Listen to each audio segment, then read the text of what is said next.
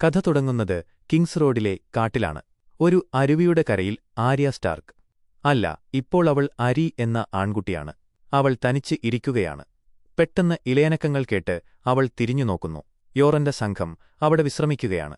ആര്യയും അവർക്കൊപ്പം വിറക് ശേഖരിക്കാൻ കൂടുന്നു. ആ വണ്ടിയിൽ ഒരു വലിയ ഇരുമ്പുകൂട് വെച്ചിട്ടുണ്ട്. അതിനുള്ളിൽ 3 കുറ്റവാളികളുണ്ട്. 3 വ്യത്യസ്തമായ രൂപങ്ങൾ. ഒരാൾ പേടിപ്പിക്കുന്ന മുഖമുള്ള റോർജ്, മറ്റൊരാൾ മൃഗത്തെപ്പോലെയുള്ള ബിറ്റർ, മൂന്നാമത്തെയാൾ ശാന്തനായി നിഗൂഢമായ കണ്ണുകളോടെ ഇരിക്കുന്ന ചുവന്ന മുടിയുള്ള ഒരു യുവാവ്. ജക്കെയിൻ ഹഗർ. ആര്യ ആ കൂടിനു മുന്നിലൂടെ നടക്കുമ്പോൾ ജക്കെയിൻ അവളെ വിളിക്കുന്നു. കുട്ടി, സുന്ദരനായ കുട്ടി. ആര്യ നിന്നു. നിനക്കെന്താ വേണ്ടത്? ജക്കെയിൻ പറഞ്ഞു. ഒരാൾക്ക് ദാഹിക്കുന്നു. A man has a thirst. ഈ മനുഷ്യൻ വെള്ളം കുടിച്ചിട്ട് ഒരു പകലും രാത്രിയുമായി. കുട്ടി സഹായിച്ചാൽ നമുക്ക് സുഹൃത്തുക്കളാകാം. ആര്യ പറഞ്ഞു. എനിക്ക് വേറെ സുഹൃത്തുക്കളുണ്ട്. ഇതുകേട്ട് റോർജ് അലറി. എടാ ചെക്ക, മര്യാദയ്ക്ക് ബിയർ കൊണ്ടുവരാൻ, അല്ലെങ്കിൽ നിന്റെ തോലുരിയും ഞാൻ. ജക്കെയിൻ ചിരിച്ചുകൊണ്ട് പറഞ്ഞു. കൂട്ടുകാരെ തിരഞ്ഞെടുക്കാൻ മനുഷ്യന് കഴിയില്ലല്ലോ. ഇവർക്ക് മര്യാദ അറിയില്ല. ഈ മനുഷ്യൻ ക്ഷമ ചോദിക്കുന്നു. ഞാൻ ലോറാത്തിൽ നിന്നുള്ള ജാക്കൻ ഹഗർ. റോർജ് വീണ്ടും ആര്യയെ ഭീഷണിപ്പെടുത്തുന്നു. ദേഷ്യം വന്ന ആര്യ കയ്യിലുണ്ടായിരുന്ന വടികൊണ്ട് ആ ഇരുമ്പ് കമ്പിയിൽ ആഞ്ഞടിക്കുന്നു. റോർജ് അവളെ പിടിക്കാൻ കൈ നീട്ടുന്നു. ജൻട്രി അവിടേക്ക് വരുന്നു. അവരുടെ അടുത്തേക്ക് പോകേണ്ടെന്ന് യോറൻ പറഞ്ഞതല്ലേ? ആര്യ പറഞ്ഞു. എനിക്ക് അവരെ പേടിയില്ല. ജൻട്രി, എങ്കിൽ നീ മണ്ടിയാണ്. എനിക്കവരെ പേടിയാണ്. പെട്ടെന്ന് കുതിരകളുടെ ശബ്ദം. 2 ഗോൾഡ് ക്ലോക്സ് അവിടേക്ക് വരുന്നു. ആര്യ ഭയന്നുപോയി. അവർ എന്നെ തേടി വന്നതാണ്. അവൾ വിറകിന്റെ ഇടയിൽ ഒളിക്കാൻ നോക്കുന്നു. യോറൻ മുന്നോട്ടു വരുന്നു. ഗാർഡ് ചോദിച്ചു. ആരാണിവിടെ കാര്യസ്ഥൻ? യോറൻ കൂസലില്ലാതെ നിന്നു. നിങ്ങൾ വഴിതെറ്റി വന്നതാണോ? ഗാർഡ് ഒരു വാറണ്ട് കാണിച്ചു. ഇതിലുള്ള ഒരാളെ ഞങ്ങൾക്ക് വേണം. രാജകീയ ഉത്തരവാണ്. യോറൻ അത് വാങ്ങി നോക്കിയിട്ട് തിരിച്ചുകൊടുത്തു. ഇവിടെയുള്ളവർ നൈറ്റ്സ് വാച്ചിന്റെ ആളുകളാണ്. രാജാക്കന്മാർക്കും രാജ്ഞിമാർക്കും ഇവരുടെ മേൽ അധികാരമില്ല. ഗാർഡ് വാളെടുക്കാൻ തുനിഞ്ഞു.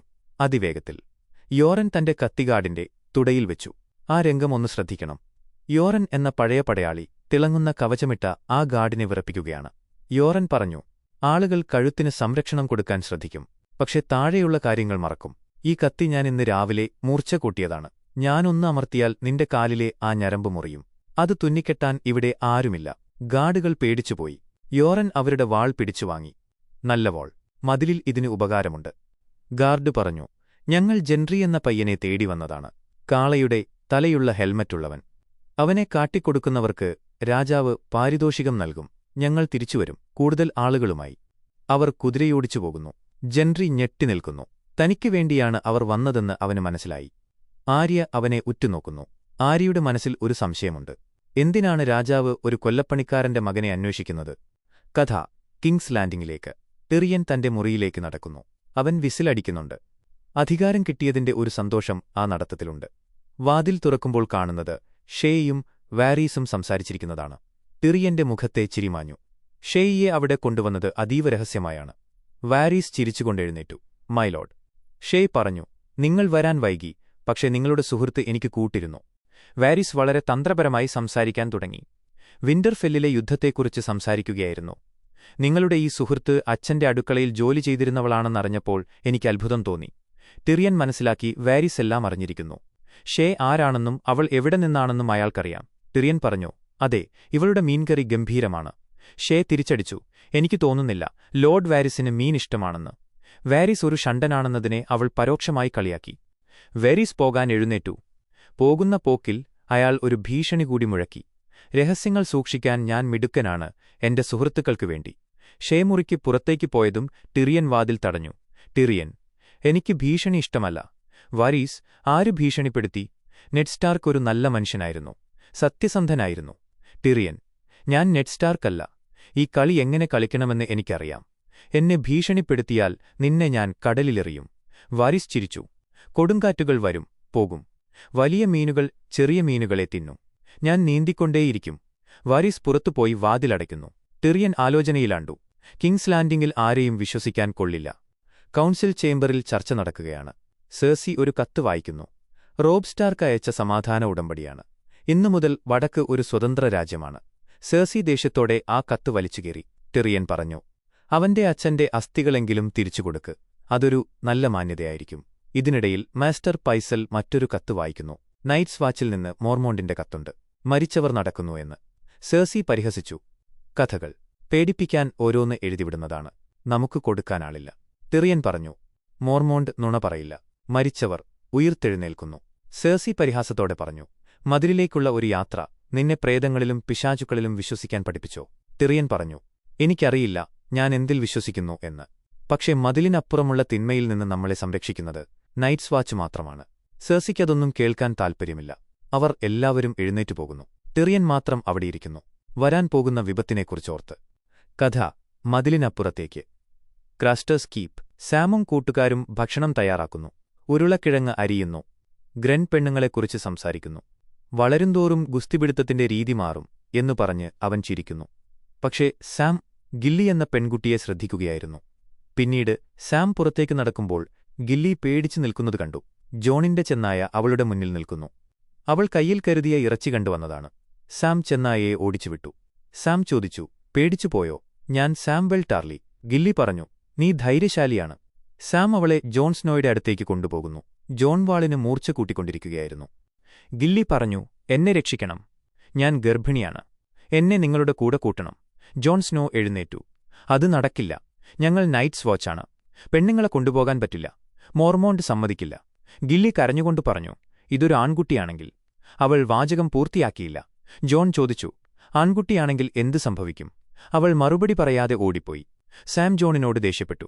നീ എന്തിനാ അവളോട് ക്രൂരമായി പെരുമാറിയത്? ജോൺ പറഞ്ഞു, നമുക്കവളെ സഹായിക്കാൻ കഴിയില്ല സാം. കാട്ടുവാസികളുടെ ഇടയിലൂടെ പെണ്ണിനെയും കൊണ്ട് യാത്ര ചെയ്യാൻ പറ്റില്ല. സാം നിരാശനായി തിരിച്ചുപോകുന്നു. ജോൺ ആലോചിക്കുന്നു, എന്താണ് ആൺകുട്ടികൾക്ക് സംഭവിക്കുന്നത്? കഥ കടലിനക്കരെ. മരുഭൂമിയിലെ കൊടും ചൂട്. ഡെനേറിസും ജോറയും വിശ്രമിക്കുന്നു. വെള്ളം തീരാറായിരിക്കുന്നു. അകലെ നിന്ന് കുതിരയുടെ ശബ്ദം കേൾക്കുന്നു. ഒരു കുതിര നടന്നുവരുന്നു. ആ കുതിരയുടെ പുറത്ത് ആരുമില്ല. പക്ഷേ കുതിരയുടെ ദേഹത്ത് ചുവന്ന ചായം പൂശിയതുപോലെ. അല്ല, അത് ചായമല്ല, അത് രക്തമാണ്. ജോറ എഴുന്നേറ്റു ചെന്നു. ആ കുതിരയുടെ കഴുത്തിൽ ഒരു സഞ്ചി തൂക്കിയിട്ടുണ്ട്. അതിൽ നിന്ന് ചോര ഒലിക്കുന്നു. ഈച്ചകൾ ആർക്കുന്നു. ജോറ ആ സഞ്ചി തുറന്നു നോക്കി. അതിൽ നിന്ന് നീളമുള്ള മുടിയുള്ള ഒരു തല പുറത്തെടുത്തു. റഖാറോ, ഡാനിയുടെ വിശ്വസ്തനായ അംഗരക്ഷകൻ, അവന്റെ മുടി മുറിച്ചുമാറ്റിയിരിക്കുന്നു. ദോത്രകികളെ സംബന്ധിച്ചിടത്തോളം യുദ്ധം തോറ്റാലേ മുടി മുറിക്കൂ. ഇതൊരു വലിയ അപമാനമാണ്. ഡാനി ചോദിച്ചു, ഇതാരാണ് ചെയ്തത്? ജോറ പറഞ്ഞു, മറ്റ് ഖാൽമാർ. ഒരു സ്ത്രീ ഭരിക്കുന്നത് അവർക്കിഷ്ടമല്ല. ഇറി കരയുന്നു. അവന്റെ ആത്മാവിനെ അവർ കൊന്നു. ശരീരം കത്തിച്ചില്ലെങ്കിൽ അവന് പൂർവികരുടെ അടുത്തേക്ക് പോകാൻ കഴിയില്ല. ഡാനി അവളെ ആശ്വസിപ്പിച്ചു. അവളുടെ കണ്ണുകളിൽ കണ്ണീരില്ല, പ്രതികാരമാണ്. വിഷമിക്കേണ്ട, നമ്മൾ അവനെ ചിതയൊരുക്കും. ഞാൻ സത്യം ചെയ്യുന്നു, അവന്റെ പൂർവികരുടെ കൂടെ അവൻ ഇന്നു രാത്രി യാത്ര ചെയ്യും. ഡാനിയുടെ നിശ്ചയദാർഢ്യം ആ വാക്കുകളിലുണ്ട്. കഥ ലിറ്റിൽ ഫിംഗറുടെ വേശ്യാലയത്തിലേക്ക്. അവിടെ രഹസ്യങ്ങൾക്ക് മറയില്ല. ചുവരിലെ ഒരു ചെറിയ ദ്വാരത്തിലൂടെ മറ്റൊരാളുടെ സ്വകാര്യ നിമിഷങ്ങൾ ഒളിഞ്ഞുനോക്കി ആസ്വദിക്കുന്ന ഒരു മനുഷ്യൻ. അയാളുടെ കൈയിലെ താക്കോലുകൾ കിലുങ്ങുന്നുണ്ടായിരുന്നു. പക്ഷേ അയാളെയും നിരീക്ഷിച്ചുകൊണ്ട് നിഴലിൽ ലിറ്റിൽ ഫിംഗർ നിൽപ്പുണ്ടായിരുന്നു. പെട്ടെന്ന് വേറൊരു മുറിയിൽ നിന്ന് ബഹളം കേട്ട് ലിറ്റിൽ ഫിംഗർ തിരിഞ്ഞുനോക്കി. ഒരു ഇടപാടുകാരൻ ദേഷ്യപ്പെട്ട് ഇറങ്ങിവരുന്നു. അയാൾ പറഞ്ഞു, ഞാൻ അവളെ തൊട്ടതുപോലുമില്ല. അവളാണെങ്കിൽ നിർത്താതെ കരച്ചിലാണ്. ഇതിനാണോ ഞാൻ ഇത്രയും കാശ് തന്നത്? ലിറ്റിൽ ഫിംഗർ കൂളായി ഒരു വിരൽ ഞൊടിച്ചു. മറ്റൊരു മുറിയിൽ നിന്ന് സ്വർണ്ണാഭരണങ്ങൾ മാത്രം അണിഞ്ഞ ഒരു സുന്ദരി ഇറങ്ങിവന്നു. Little finger. അവളുടെ മുഖത്തുണ്ടായിരുന്ന അഴുക്ക്, ശാരീരിക ബന്ധത്തിന്റേതായ അവശിഷ്ടങ്ങൾ ഒരു തുണികൊണ്ട് തുടച്ചുമാറ്റി. എന്നിട്ട് ആ ഇടപാടുകാരനോട് പറഞ്ഞു, ക്ഷമിക്കണം സുഹൃത്തേ, ഇവൾ നിങ്ങളെ സന്തോഷിപ്പിക്കും. ആ സുന്ദരിയെ കണ്ടപ്പോൾ അയാളുടെ ദേഷ്യം മാറി. അയാൾ അവളെയും കൊണ്ടുപോയി. ലിറ്റിൽ ഫിംഗർ ആ കരച്ചിൽ കേട്ട മുറിയിലേക്ക് പോയി. അവിടെ റോസ് കിടക്കയിൽ ചുരുണ്ടുകൂടിയിരുന്ന് കരയുകയാണ്. ലിറ്റിൽ ഫിംഗർ അവളുടെ അടുത്തേക്ക് ചെന്നു. അയാൾ ചോദിച്ചു, അവൻ ഉപദ്രവിച്ചോ? റോസ് പറഞ്ഞു, ഇല്ല മൈലോഡ്. മെഹേഗന്റെ കുഞ്ഞിനെ അവർ കൊന്നില്ലേ? എനിക്കത് സഹിക്കാൻ പറ്റുന്നില്ല. എന്റെ മനസ്സിൽ നിന്ന് അത് പോകുന്നില്ല. ലിറ്റിൽ ഫിംഗർ മെല്ലെ അവളുടെ പുറത്ത് തടവി. അയാളുടെ സ്പർശനം മൃദുവായതായിരുന്നു, പക്ഷേ വാക്കുകൾ, അത് കഠാരയേക്കാൾ മൂർച്ചയുള്ളതായിരുന്നു. ലിറ്റിൽ ഫിംഗർ പറഞ്ഞു, നിന്നെ കണ്ടാൽ എനിക്ക് പണ്ട് ഇവിടെയുണ്ടായിരുന്ന മറ്റൊരു പെൺകുട്ടിയെ ഓർമ്മ വരുന്നു. നിന്നെപ്പോലെ സുന്ദരി. പക്ഷേ അവളും സങ്കടത്തിലായിരുന്നു. എപ്പോഴും കരയുമായിരുന്നു. അവൾ എനിക്ക് വലിയ നഷ്ടമുണ്ടാക്കി. അവളെ എങ്ങനെ സന്തോഷിപ്പിക്കണമെന്ന് എനിക്കറിയില്ലായിരുന്നു. നഷ്ടം എങ്ങനെ നികത്തുമെന്നും. റോസ് പേടിയോടെ അയാളെ നോക്കി. ലിറ്റിൽ ഫിംഗർ പറഞ്ഞു, അവസാനം ഞാൻ അവളെ ഒരു പണക്കാരന് വിറ്റു. സാധാരണ പുരുഷന്മാരാരും ചെയ്യാത്ത കാര്യങ്ങൾ ചെയ്യാനിഷ്ടമുള്ള ഒരാൾക്ക് അവളുടെ രൂപം മാറ്റാൻ അയാൾ എനിക്ക് വലിയൊരു തുക തന്നു. അവൾക്ക് സന്തോഷം കിട്ടിയോ എന്നറിയില്ല. പക്ഷേ എനിക്ക് ലാഭമുണ്ടായി. ലിറ്റിൽ ഫിംഗർ എഴുന്നേറ്റു. അയാൾ ചോദിച്ചു, ഇന്ന് നീ അവധിയെടുത്തോ? ആ കുഞ്ഞിനെ ഓർത്ത് കരഞ്ഞോ? പക്ഷേ നാളെ നാളെ നീ സന്തോഷവതിയായിരിക്കില്ലേ? റോസ് ഭയന്ന് വിറച്ചുപോയി. കരഞ്ഞാൽ തന്നെയും ക്രൂരമായി വിൽക്കുമെന്ന് അവൾക്ക് മനസ്സിലായി. അവൾ കണ്ണീരടക്കി ചിരിക്കാൻ ശ്രമിച്ചുകൊണ്ട് തലയാട്ടി. ലിറ്റിൽ ഫിംഗർ പുഞ്ചിരിച്ചുകൊണ്ട് പറഞ്ഞു, അതാണെനിക്ക് സന്തോഷം. അധികാരമുള്ളവർക്ക് കൃപയുണ്ടാകില്ല എന്ന് ലിറ്റിൽ ഫിംഗർ തെളിയിക്കുന്നു. റോസിന്റെ കണ്ണുകളിൽ കണ്ട ആ ഭയം, അത് വെറുമൊരു വേശ്യയുടെ ഭയമായിരുന്നില്ല. കിങ്സ് ലാൻഡിംഗിലെ ഓരോ സാധാരണക്കാരന്റെയും അവസ്ഥയായിരുന്നു അത്. കരയാൻ പോലും അവർക്ക് അവകാശമില്ല. തിയോൺ ഗ്രേജോയ് കപ്പലിൽ സ്വന്തം നാട്ടിലേക്ക്, അയൺ ഐലൻഡ്സിലേക്ക് വരുന്നു. അവൻ വിചാരിച്ചത് രാജകുമാരനെ സ്വീകരിക്കാൻ വലിയ ആൾക്കൂട്ടമുണ്ടാകുമെന്നാണ്. പക്ഷെ ആരും വന്നില്ല. തുറമുഖത്ത് വെറും സാധാരണക്കാർ മാത്രം. ആരും അവനെ തിരിച്ചറിയുന്നില്ല. അവൻ ഒരു കുതിരയെ സംഘടിപ്പിക്കാൻ നോക്കുന്നു. അപ്പോഴാണൊരു പെൺകുട്ടി വരുന്നത്. ആ പെൺകുട്ടി അവനെ കൊട്ടാരത്തിലെത്തിക്കാം എന്ന് പറയുന്നു. യാത്രയ്ക്കിടയിൽ തിയോൺ അഹങ്കാരത്തോടെ സംസാരിക്കുന്നു. എന്റെ അച്ഛൻ രാജാവാകും, പിന്നെ ഞാൻ രാജാവാകും. അവൻ ആ പെൺകുട്ടിയുടെ പാന്റിനുള്ളിൽ കൈയിടുന്നു. അവൾ ചിരിച്ചുകൊണ്ട് ഒഴിഞ്ഞുമാറുന്നു. അവൾക്ക് എല്ലാം തമാശയായിട്ടാണ് തോന്നുന്നത്. അവർ പൈക്ക് കാസിലിലെത്തുന്നു. ഇരുണ്ട, നനഞ്ഞ, തണുത്ത കൊട്ടാരം. അച്ഛൻ ബാലോൺ ഗ്രേജോയ് തീ കാഞ്ഞിരിക്കുന്നു. തിയോൺ സന്തോഷത്തോടെ അച്ഛാ എന്ന് വിളിച്ചു. പക്ഷേ ബാലോൺ തിരിഞ്ഞു നോക്കിയത് വെറുപ്പോടെയാണ്. 9 വർഷം അവർ ഒരു പേടിച്ചരണ്ട കുട്ടിയെ കൊണ്ടുപോയി. തിരിച്ചു കിട്ടിയതെന്താണ്? തിയോൺ പറഞ്ഞു, ഒരു പുരുഷനെ, നിങ്ങളുടെ അവകാശിയെ. ബാലോൺ അവന്റെ വേഷത്തെ കളിയാക്കി. ഇതാണോ പുരുഷൻ? നീ കഴുത്തിലിട്ടിരിക്കുന്ന ആ മാല, അത് യുദ്ധം ചെയ്തു നേടിയതാണോ? അതോ കാശു കൊടുത്തു വാങ്ങിയതാണോ? തിയോൺ തലതാഴ്ത്തി പറഞ്ഞു, വാങ്ങിയതാണ്. ബാലോൺ ആ മാല വലിച്ചു പൊട്ടിച്ചു. എന്റെ മകൻ വേശ്യയെപ്പോലെ അണിഞ്ഞൊരുങ്ങി നടക്കില്ല. നീ ഇപ്പോൾ ഒരു സ്റ്റാർക്കാണ്. തിയോൺ പറഞ്ഞു, ഞാൻ നിങ്ങളുടെ മകനാണ്. തിയോൺ റോബ് കൊടുത്ത കത്ത് നീട്ടി. റോബ് സ്റ്റാർക്ക് നിങ്ങൾക്ക് കിരീടം തരും. നമ്മൾ ഒരുമിച്ച് ലാനിസ്റ്ററുകളെ തോൽപ്പിക്കണം. ബാലോൺ കത്ത് വായിച്ചു. കിരീടം ആരും എനിക്ക് തരുന്നതല്ല, ഞാൻ പിടിച്ചെടുക്കുന്നതാണ്. അപ്പോഴാണ് യാര അവിടേക്ക് വരുന്നത്. തിയോൺ ചോദിച്ചു, ഇവൾ ഇതെങ്ങനെ അകത്ത് കയറി? ബാലോൺ അവളെ ചേർത്തുപിടിച്ചു. ഇതാണ് യാര, നിന്റെ സഹോദരി. തിയോൺ ഞെട്ടിപ്പോയി. താൻ ഇത്രയും നേരം ലൈംഗികമായി കാണാൻ ശ്രമിച്ചത് സ്വന്തം സഹോദരിയെയാണ്. ബാലോൺ പറഞ്ഞു, ഇവളാണ് എന്റെ കപ്പലുകളെ നയിക്കുന്നത്. ഇവൾ പുരുഷന്മാരെ കൊന്നിട്ടുണ്ട്. ഇവൾക്ക് അറിയാം അവൾ ആരാണെന്ന്. ബാലോൺ ആ കത്ത് തീയിലിട്ടു. ഞാൻ റോബിന്റെ കൂടെ ചേരില്ല. നമ്മൾ നമ്മുടെ വഴിക്കു പോകും. തിയോൺ ചോദിച്ചു, നിങ്ങൾ ലാനിസ്റ്ററുകളെ ആക്രമിക്കാൻ പോവുകയാണോ? ബാലോൺ പറഞ്ഞു, ആര് പറഞ്ഞു ലാനിസ്റ്ററുകളെ ആക്രമിക്കുമെന്ന്? അതായത് ബാലോൺ ദുർബലമായ വടക്കിനെ സ്റ്റാർക്കുകളെ ആക്രമിക്കാൻ പോകുന്നു. തിയോൺ ഗ്രേജോയ് 2 ലോകങ്ങൾക്കിടയിൽ പെട്ടുപോയവൻ. സ്റ്റാർക്കുകൾക്ക് അവൻ അന്യനാണ്, സ്വന്തം വീട്ടുകാർക്കും അവൻ അന്യനാണ്. ആ കത്ത് കത്തിയമരുമ്പോൾ തിയോണിന്റെ ഉള്ളിലെ പ്രതീക്ഷകളും കൂടിയാണ് കരിയുന്നത്. ബാലോൺ ഗ്രേജോയ് വടക്കിനെ ചതിക്കാൻ പോകുന്നു എന്ന് അവന് മനസ്സിലായി. കടൽക്കരയിൽ ഡാവോസ് സീവേർത്തും മകൻ മാത്തോസും നടക്കുന്നു. കൂടെ ഷാലദോർ സാൻ എന്ന വലിയൊരു കടൽക്കൊള്ളക്കാരനുണ്ട്.